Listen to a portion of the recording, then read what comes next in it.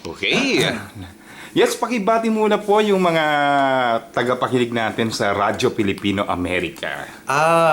Kamusta po kayo dyan? Lahat ng mga nakikinig sa amin sa Radyo Pilipino. Of course, nasa Amerika kami, no? Pero, marunong pa kami magtagalog. Yes, okay. Kamusta ang biyahe ho? Magmula Pilipinas ho ba kayo galing, Mr. Ray Valera? Maano naman, makomportable naman. Ano naman, Philippine Airlines, mga kababayan natin. Yeah. Kaya at least alam nila yung mga ano natin, kailangan. Mm-hmm. Yun nga lang, siyempre, hanggang ngayon medyo antok pa ako dahil pagpapalit Kasi iba kasing oras. Yeah, oras. Oo, ganun. How Jet long lag. ang biyahe niyo? Ha? How long? Siguro mga 18 na. Direct flight ba kayo? Ganun. Ay, wala. Non-stop. Dire-diretso. Sa Philippine Airlines. Yes, non-stop. Mahirap talaga yun pag gano'n. Mhm. Pero okay lang. Naranasan ko na yan. Trabaho talagang. Ilang konserto ang aatinan nyo rito, Mr. Ray? After this, meron kaming LA, pagkatapos New York. Meron pang New York. Merong humahabol na Bay Area pero wala nang time eh. Kaya, sabi ko, Okay, baki ano? yung time kasi element, alam namin yung sa isang producer, kailangan niyang at least 6 months or 4 Yes, I months man agree. lang para para Yeah. ma-prepare niyo ang niya yung Pero pag schedule. weeks Yeah. lang, naku, tagilid yun, madadamay ka pa. Correct. Kasi Oo. some performance talaga yung pumayag na gano'n. Kasi kayo rin ang mapapayag pag walang Oo, tao. sabihin na, nilangoy kayang Correct. Yes. Hindi mo masabing yung producer kasi, hindi mo sabihin Hindi eh. mo pwede masabihin na Oo, gano'n kasi ang masisira din. mag-ano nun, Correct, I agree that. magdadalot ikaw. Kaya hindi na ako pumapasok sa mga ganun. Tsaka yung tinatawag ng mga sideshow. Yung bang pagkatapos mo mag-show, dito naman kayo sa restaurant ganire. Ganun. Sabi ko, wag na rin. At How many times na ba kayo dito sa Amerika? marami-rami na rin. Lahat ng presidente nakita ko na rito eh. I mean, So that is every year you have a performance hindi here? naman. Mga every... 2 to 3. Average ng Oo. 3 ganon, 3 years ang intervals ganon. Hindi na po pwedeng yearly ka eh dahil ikaw rin magsasawa ka Hirap din, ng yeah. Mr. Ray, paki-invite naman yung mga sa LA at saka sa New York. Kasi nadidinig din kami roon. Okay, ano po, si Ray Valera po ako. Kung meron ho kayong time, wala naman ho kayong ginagawa during the day na nandyan kami sa New York at dyan ho sa LA. Tomorrow na yun, actually. Dalawin nyo naman kami. At kwentuhan lang naman to halos sa puro old times, ganon. Mga panahon natin, yung mga bata pa kayo. Kailan ho yung sa Maalala New niyo York? yung mga boyfriend nyo na iniwanan nyo, pinakakuha nyo pagkatapos, di na Iniwan. balikan, Oo. i-petition daw, wala naman nangyari. Yan, palalaksin nila lahat yan. May ganun ka bang kanta? So, kailan ho yung anong date ho nun sa New York? Actually, mga 24. At 24 yan. Sa ano yan, sa LaGuardia. Sa LaGuardia. Parang, hindi ko alam kung Hilton o Sheraton. Sheraton. Yes. And then yung tomorrow is Japan International Jet Naiba Fair. yung venue eh. Balita Japan. ko. Naiba yung... Hindi na yung Japan? Hindi. Dati-rati parang ano yan eh. Ibang venue. Then ngayon, nandiyan na sa Japan na yan. International Jet Oo. Fair. Pero sa LA yun. Although Japan lang ho yun. Japan lang, Oo. yeah. Bali, kailan yung last na concert ninyo nung nagawa nyo rito sa Amerika ho? Dito sa Pachanga, para alam ko dito sa Pachanga. Kailan ho yun? Kasama ko pa ho sila Rico Puno noon, sila Haji. Yung mga matatanda. Hindi yun nakasama yung mga... Lahat matatanda Sila na lolo. talaga. Matatanda. Sino pinakamatanda? Si Rico. Ay, Rico. Sino ba sa inyong magaling? Hindi. Magaling Inamin sila naman lahat. namin si Controversial na. Nonoy Zuniga ang pinakamagandang boses sa amin. Aha. Inamin naman namin yun. At yun eh, para kang... pag kumakanta yun, para kang dinadala sa huling hantungan eh. Ganun. Napaka... I'll never Yeah. say goodbye. Pero madalas sila rito si Nonoy, si Rico, Jay, parati mga ilang taon na parati sila nandito. Oo, kaya nga soan sa kanila mga ano. Parang ang tagal mo yata ng Ikaw naman yan sa ano, bago kayo bumalik. Parang ngayon ko lang yata kayo ulit nakita rito. Ano naman, kasi hindi ako sumama ang the last show nila rito eh. Kung siguro sumama ako, baka ako na ospital. Hospital. Stress. Oo. Stressful kaya ang grupo. Mahirap hindi biro. Aha. Kamusta na ho si Rico Puno? Pwede na raw siyang magtrabaho, sabi niya. Pero I doubt eh. Kasi alam mo, kapag dumaan ka sa ganung ano, Situation. although syempre na may mismo yung nasa limelight ka, natural lang yun. Pero I doubt eh, kasi stressful yung nasa entablado ka, yung adrenaline mo, Oo, yeah. lahat. Hindi Yes. po pwedeng ikaw tutulog-tulog na ganyan eh. Kailangan doon mag-exert ka ng energy, effort. Yes. Kasi lalo na siya, di ba? Oo. Pag kumakanta yan, puro birit. Oo. So, ewan ko hindi ko masabi eh. Pero I wish him well. Aha. Ito. So ano ano pa rin ba siya? Okay ba? Nakakapaglakad ba siya? Oo naman siguro at hopefully sana nakakapag-sex pa rin. Nagkaroon sila ng fundraising ho kay Yung Save the Tree, Save the Tree. Oo. Oo. ay hindi na ako sumama doon lang, racket lang nari ko puno yun. Rarakitin lang. Hindi, joke lang. Pero actually, parang meron kaming ng samahan na hindi mo naman masabing babarkada. Pero for 10 years kami magkakasama, mga yun eh. Although, siyempre may kanya-kanya kaming mga topak. Sabihin natin gano'n. Pero minsan nagpaparaanan na lang kami gano'n. At minsan siyempre, pag nabalta mo gano'n nangyayari sa isang kasama mo, gano'n. Actually you feel also... Feel bad. Oh yeah. Parang pakan mo, ikaw na susunod eh. Ganun ba? I mean, May to think of ganung it. factors. Oo, meron gano'n eh. Lalo na when you're getting old. Di ba? Totoo lang. Usapang matanda na to, no? Oo. Kapag yung mga kaibigan mo, isang nauubos, ang feeling mo parang susunod ka na rin. And you feel so, yung parang, meron ka na rin... Parang pelikulang Final Destination. Oo, parang Sabay-sabay. Parang ikaw para sa susunod na. You're looking behind your shoulder eh. Dahil baka kung hindi ka nag-iingat, baka... Alam mo, ako talaga. ganun din ganun eh. Ganun na nga Oo, talaga. you can't help it eh. Kasama yun eh. You feel so vulnerable ba? Aha. Na dati-rati nung bata ka, you throw caution to the wind.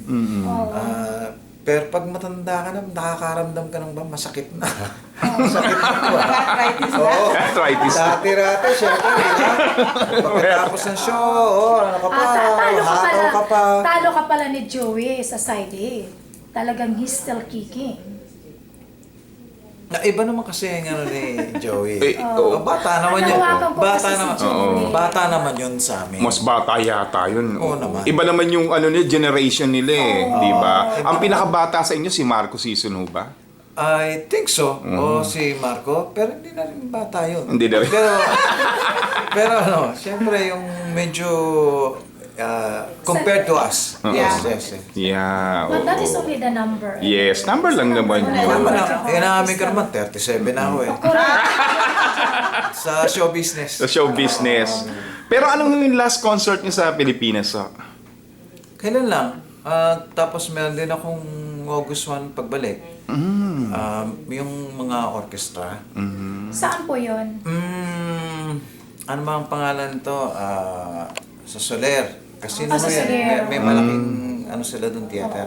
Sino ba makasama-sama mo doon? Actually, hindi naman talaga akong bida in a sense na yung mga Philharmonic Orchestra, si mga musikero yan, ba? Oo. Naisipan nila na gumawa ng isang show na featuring yung mga kanta ni Ray Valera. Okay, so obligado kang nandun din at the same time, although sila yung magpe-perform. Kanta ka ng mga ilang kanta. Nandun si Sharon, si Martin. Marami pala. All-star cast. Oo, Pero may sarili ka bang gig? Every like Monday to Friday? Or you mean yung pwesto? Yes. No, I don't do that. Oh, Ano ko by show ka lang, by concert, by something like that. malaking talent fee ko eh. Laging BF. Diretsuhin ko na. Siguro pag pag hindi na ako kumikita, hindi na ako sikat, baka pwede kong patulan yun. Diretsahan tayo Oh, yeah. At least alam namin. ang ano kasi, yung ano, Kasi si Freddy Parang, Aguilar. parang iba yung sarili naman niya yun. hindi, Hindi kasi si iniisip Freddy ko, Aguilar kasi may sarili siyang gig, may sarili siyang ayun yun. Restaurant. Oo. Hindi, wala. Wala. Wala Hindi. siya. Hindi ba niya yun Kasi we have a concert there. Ang ano no, na parang meron siya partner before, sunog yun. Di ba we just interviewed Tapos- him? That is what he said he have a... Nasunog ulit. Sabi nga, Freddy, yung gitara mo nasaan? Nasa kanya pa daw. Bakit mo alam pag masusunog na iyan mo yung gitara mo? Nakukuha. Para makalis- Sino ba yung mga kaibigan niyo sa mga singer talaga, yung mga showbiz? Sino ba talaga yung mga close friends ninyo? Although si Sharon na hindi kami close. Oo. Pero sabihin kong ang friendship hindi naman maano sa dalas mong magkita eh. Yeah. Hindi ganun eh. I agree that kasi Oo, minsan- mas mahirap. Bihira kami magkita and then yet, pag nakita ka parang ang attachment mo gano'n na rin. Hindi masabi, no? Yes. Yung greatest hits na yan, yung hitmakers, kapag nakita-kita kami, nami-miss mo pa rin eh. May mga show na one time makakasama mo yung dalawa. May show na makakasama naman yung the other two. O dalawa lang kayo. Pag nag-guest ka sa TV, okay, di syempre, puro mga bata na inaandun. Oo. Parang hinahanap mo mukha sa familiar face na hindi mo mawari. You feel so alienated na puro mga bata na itong mga kasabay ko Kasama na rito. Anong ginagawa ko rito? Pag darating si Haji, syempre matutuwa ka dahil Yeah. familiar Because the face. friendship is still there. Oo. Although sabihin mo lang, marami kayong naging gusot-gusot, whatever, ano man.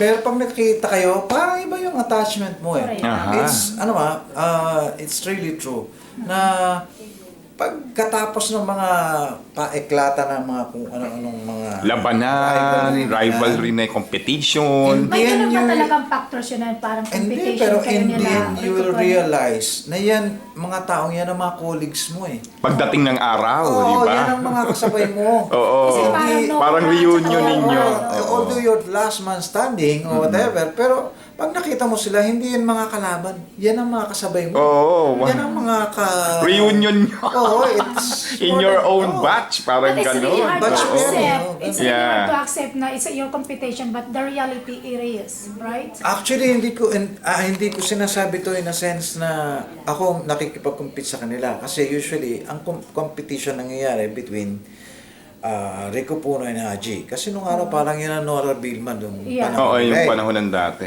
Nag-exist pa rin yun kahit magkakasama na kami. Meron pa rin yung, siyempre, alam mo na, Yeah. hindi maiwasan yun eh. Yeah, especially sa mga Lalo tao. na yung mga time na hindi nila matanggap na, siyempre, matanda na sila. Talagang gano'n. Hindi matanggap eh. Yeah. Ano yung last na na-record nyo yung kanta? Hindi naman ako naalala niyo ba yung kantang ni Sharon, kahit wala ka. Kahit. Yun ang pinaka-last ninyo. Oo. Oo. Ako naman, hindi, hinayaan ko na yung mga bata na gumawa ng mga kanta. I mean, Kanta. kasi feeling ko parang sobra-sobra na yung... Ang dami yung Sharon na Mayroon ka bang anak Ang daming sa Sharon. tapak ko? Songwriter hindi, pero lahat marunong tumugtog. Tumugtog. Yung isang anak ko dyan, yung kasama ko, drummer yan. Oh, okay. Although, syempre, madalas kong kasama bilang PA, pero drummer namin yan. Okay. Yung isang anak ko, keyboard player, isang bass player. Syempre, may kanya-kanya ng trabaho ngayon eh. May kanya-kanya ng buhay. At yung swerte ng tatay, hindi naman swerte ng anak usually. Although sa gusto mong sana maging kamukha mo rin, hindi naman ikaw ang nagdidikta nun eh. Correct. Hindi naman. At maswerte nga ako, at least Mga mabait sila. ano na sila, yung meron sila Settled. sariling Oo, settled na talas. sila sa sariling buhay. Nag-text nga yung isa kong anak ano yun, totoo lang. Magna cum laude yun sa UST. Wow. Kanino nagmana? Kay mami or kay daddy? Sa nanay. Kaya marunong. Pero kung sa tatay, genius yun. Ang ibig sabihin, painting yun. Tapos sabi niya, gagawa na lang siya ng sarili niyang landas. Then, nangyari nga nabalita niya yung tungkol sa mga orkestra. Kasi, kung hindi niyo naintindihan ang implikasyon nun, it's about kapwa mo musicians, doing tribute to you. At yun, mga totoong mga musikero yun. Meaning, eto mga taong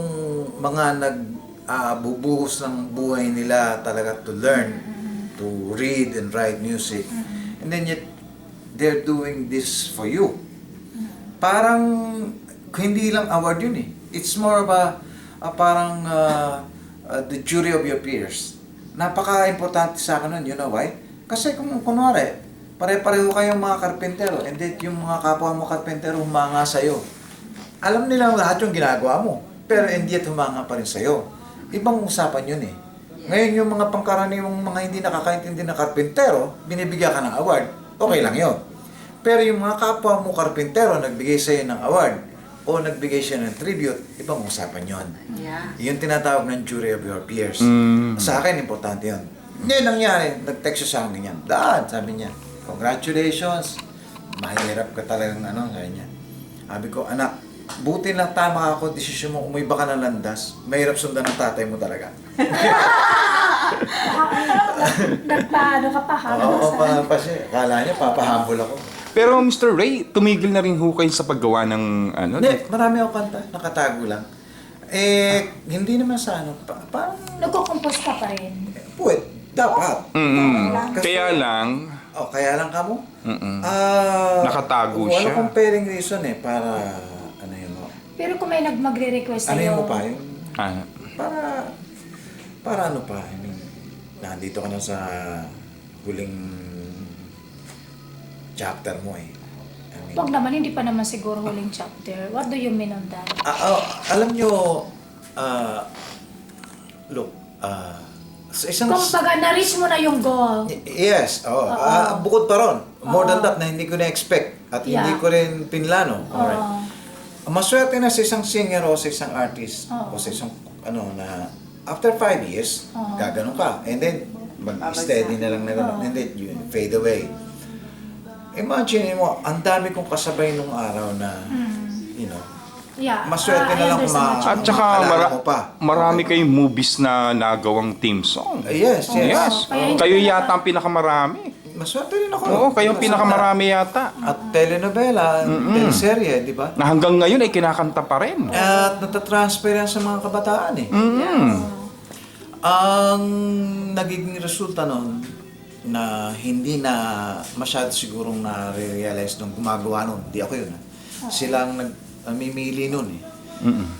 Kung hindi man nila na project o hindi nila na nakita, na yung mga kantang ginagawa nila na-introduce dun sa bagong generation. New generation. Meaning, ipakakanta kay Daniel Padilla, Oo. at yung Kumusta Ka, o yung Pangako. Piolo Pascual. Oo, ano yung mangyayari, yung bagong batch ng mga fans na dumarating, marirealize kanta pala ni Ray Valero. ni Ray Valero.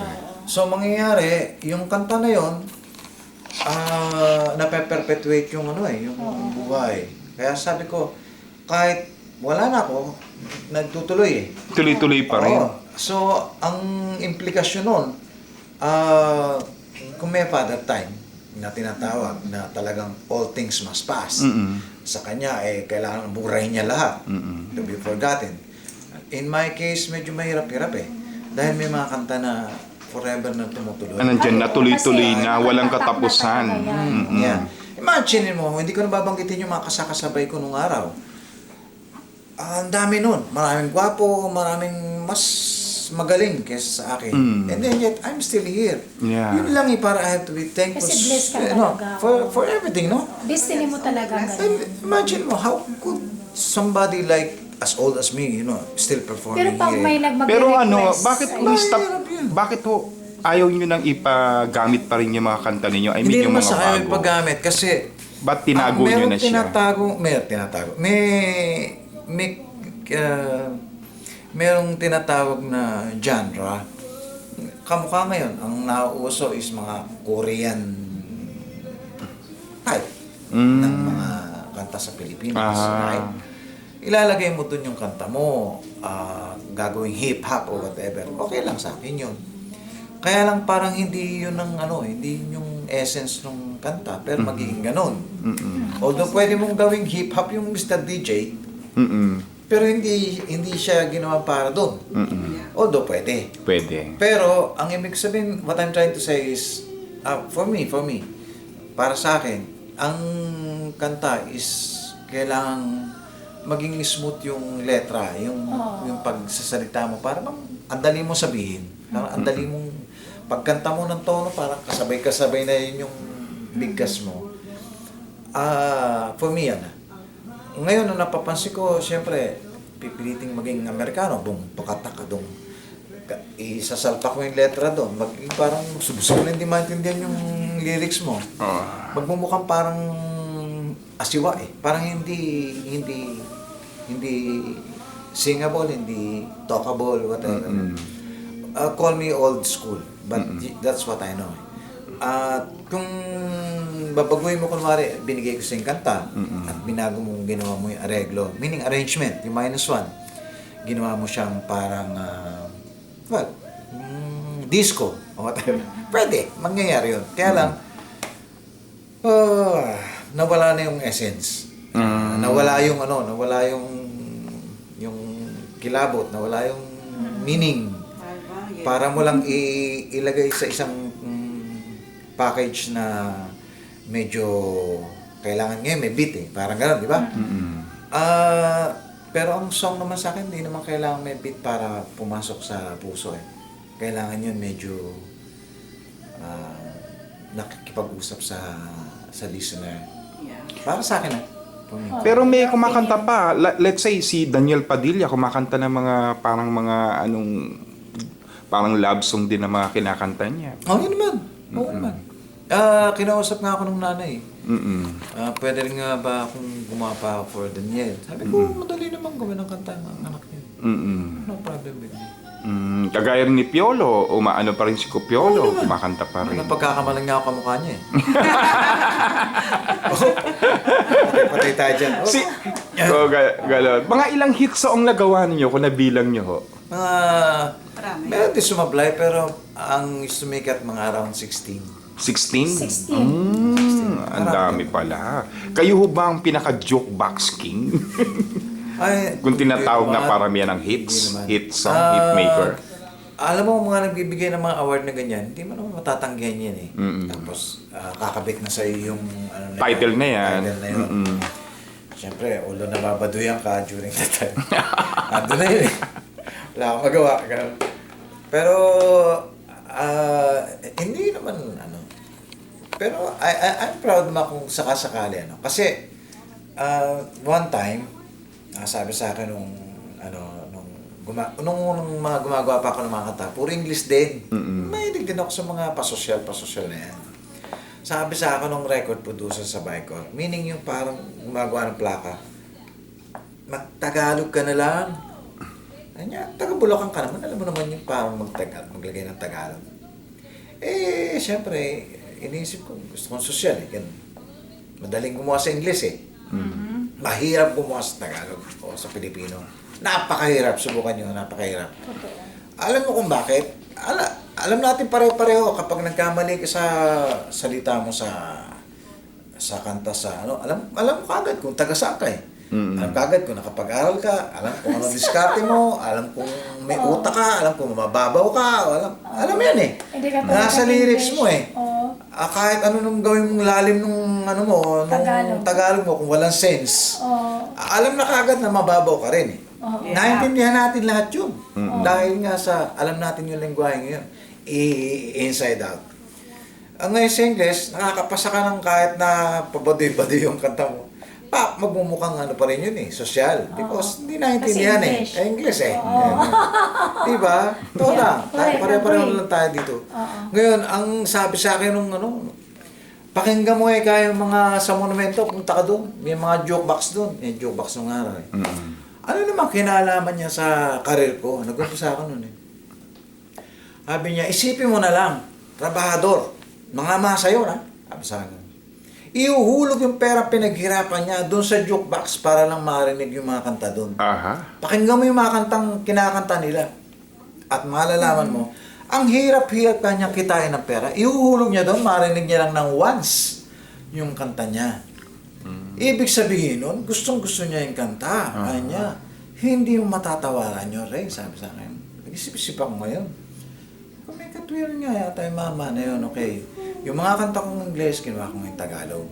Yan, yung Naalala Ka, Ako si Superman. Yan, mga Maging Sino Ka Man. And the rest is history. Pero yun yung, doon nag-umpisa yun sa mga... Then, nung sinabing Jukebox King ako, whatever, sabi ko, Man United ako si Jukebox King. Pero okay lang, okay lang. Oh. Ano ba yung unang hit song ninyo? Alam mo ba yung kantang Kay Sarah? May minamahal? Ah, yun. Hindi yung Superman ako. Ako si Superman, yun ang una kong kanta. Ah. Pero, enough para marinig sa radio, enough para magkaroon ng interest sa mga tao. Sino ba yan? Superman, ang payat-payat. Pero ang unang sumikat at kumita, yung Naalala Ka. Ah, naalala ka. Wow. Title nun, Hindi Kay Sarap, Naalala Ka. Ah, naalala ka. Question, ano yung age mo noon? Anong nagsimula ka? Paano ka nagsimula? Paano mo nahiligan kumanta? Napakahirap from the start, pero If you still remember. shortcutting ko na lang. Yes. Siyempre naalala ko pa naman yun. Kaya lang mahaba, kaya shortcutting ko na lang. Yeah. Nag-apply ako, hindi ako na-discover. Nag-apply ako ng mga kanta ko. I was doing, at the same time, I was a choir member before and a band member at the same time. Yung mga kantang ginagawa ko noon dati para sa choir. Yan. Doon ako natutong gumawa ng kanta. And then, isinabit ko sa Vicor at that time. Nung sinabi nilang kakantayin ni Rico Puno yung Ako si Superman, tuntua ako noon, siyempre, taga-probinsya ka, pinagkalat mo sa labong bayan yung nakakantayin ni Rico Puno yung kanta mo, big deal yun. And then, all of a sudden, nalaman ko hindi na pala kakantayin. Recently ko na lang nalaman nung nakasama ko na siya, tinanggihan niya pala yun. Yung Ako si Superman. Nayayabangan daw siya. Ay, sabi ko, talagang tanga nga na-interpret yung literal na. Literal na. Ibig sabihin ako si Superman, malakas lang naman ako pagkasama kita eh. Wala ka, wala. Parang Hindi yun ang ibig sabihin na nun. Superman ako talaga. Pero, ang nangyari is, ako ang pinakanta. So, hindi naman ako alien sa pagkanta. O masyadong palpak. Ako na rin yung kumanta. At na-realize nila meron akong potential sa paggawa ng kanta. Kinuha nila ako parang, ang Vicor, kinuha ako bilang parang house composer. Ang mga assignment ko noon yan, si Sharon Cuneta, si Paul Enriquez, yung Ayoko Na Sa'yo, si Geraldine, yung Pangako Sa'yo, si Geraldine yung una yan. Pangako sa'yo. Yung mga na yun, yung mga assignment ko before. At yung sarili ko bilang singer. Ako rin ang gumagawa ng mga tinatawag nun. Nagpo-produce ng record ko. Tawag nila nun, producer. Sa pelikula ang tawag ng director. Sa recording industry ang tawag ng record producer. Record producer. Yung siya nag-ano ng lahat, nag-isip, ano ba ang mga kanta dito para sa artistang to, ganun, anong role niya, anong image niya. Yun, record producer ang gumagawa niya. Record producer ang gumagawa. Oh, ano ba yung tumutugtog na yun? Ketch? Ano tumutugtog? Ito ba yun? Sa ano? May Merong may konting background Rehearse pa yata. May background tayo ng konti. Sorry. Nag-rehearse pala. Mr. Ray, pwede ho bang para sa station ID namin ng Radyo Pilipino Amerika? Ganito po, hi, ito po si Mr. Ray Valera at nakikinig po kayo sa Radyo Pilipino Amerika. Promise, ha? Okay. Ulitin naman natin. Okay lang naman. I-edit naman natin. Oho. Hi, ito po si Ray Valera at kayo po ay nakikinig sa Radyo Pilipino Amerika. sa Amerika. Okay? At huwag niyo pong kalilimutan na lagi makinig dito sa Radyo Pilipino Amerika. At ito po ulit si Piolo Pascual. Si Ray Valera. Ako baka magalit yun. Maraming salamat po. Thank you very Promise, much. Promise, ha? Okay. Thank you. Okay, thank you. Promise. Promise.